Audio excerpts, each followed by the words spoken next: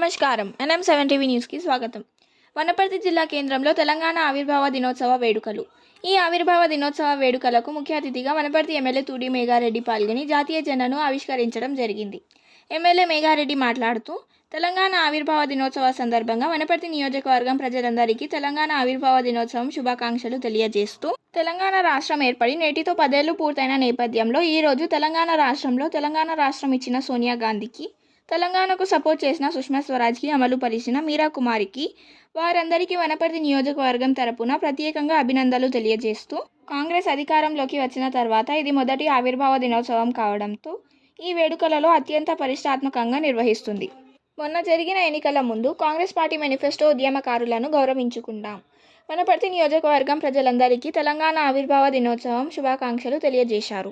ఈ కార్యక్రమంలో వనపర్తి పట్టణ అధ్యక్షులు చీర్ల విజయచందర్, వనపర్తి నియోజకవర్గం సమన్వయకర్త Lakakula Satish, municipal chairman Puttapaka Mahesh, municipal vice chairman Pakanati Krishnaiah, municipal councillors B Venkateshwarlu, Cheerla Satyam, Vibhudi Narayana, Jampanna, Nakka Ramulu, భాషానాయక్, Lakshmi, Ravi Yadav, Jayasudha, Madhu Goud, Vinod Kumar, మాజీ కౌన్సిలర్, కాంగ్రెస్ పార్టీ అన్ని విభాగాల అధ్యక్షులు, సోషల్ మీడియా కన్వీనర్లు, కాంగ్రెస్ పార్టీ నాయకులు, కార్యకర్తలు పెద్ద ఎత్తున పాల్గొనడం జరిగింది.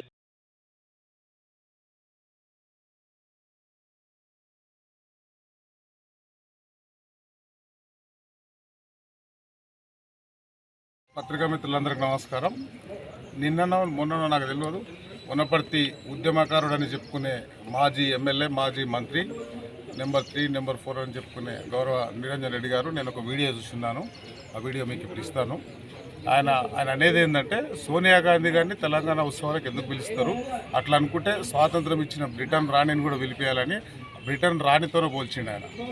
తెలంగాణ తొలి మలి ఉద్యమ సమయంలో ఈ పిల్లలు అమరులు అవుతుందని 1200 మంది దాదాపు చనిపోయిందని ఆమె గుండె కదిలిపోయి తెలంగాణ ఇస్తే ఆమెను అంత మాట అన్నందుకు తెలంగాణ ప్రజలకు, వనపర్తి నియోజక ప్రజలకు ఆయన క్షమాపణ చెప్పాలి, బహిరంగ క్షమాపణ చెప్పాలి.